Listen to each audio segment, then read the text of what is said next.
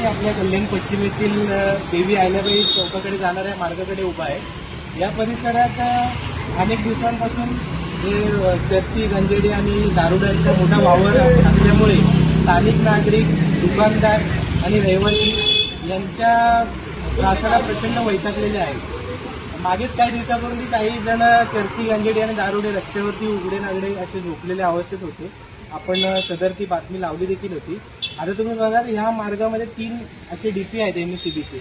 या डीपीची झाकणं जी आहेत ना, हे कचरेवाले किंवा हे दारू पिणारे इथे रात्री झोपतात आणि इथे गस्त घालतात आणि रात्रीच्या वेळी 2:30-3च्या सुमारास हे असे बऱ्याच ठिकाणचे डीपीचे असे चालू लाईन आहे, याचे बॉक्सचे झाकण काढून घेऊन जात आहे। असं बघायला गेलं तर ऊर्जा विभागाला आणि पोलीस प्रशासनाला विनंती आहे, हे जे काही चोरी करणारे जी लोक आहे आपल्या सदन चौक परिसरात पण बसलेले असतात, लहान मुलांना भीक मागण्यासाठी पाठवतात, त्यांच्याकडनं पैसे जमा करून त्या पैशामधून नशा करतात आणि या परिसरात अशा ह्या चोऱ्या माऱ्यांची परिस्थिती निर्माण झालेली आहे। आता तुम्ही बघा, हे आपल्या सरकारी मालमत्तेचं देखील नुकसान आहे आणि त्याचबरोबर हा मार्ग जो आहे, या मार्गामध्ये अनेक महाविद्यालय आणि शाळा असलेला हा मार्ग आहे।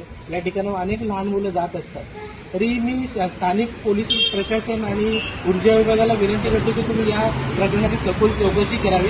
असं बघायला गेलं की या कल्याण शहरामध्ये अशी शेकडो डबे आहेत, कोणता भंगारवाला हे डब्यांचे झाकण घेतो, ही कोण लोक आहे, यांची सखोल चौकशी करावी, यांच्यावरती कोणतीही गळ केली जाता कामा नये, ही मी विनंती करतो। धन्यवाद।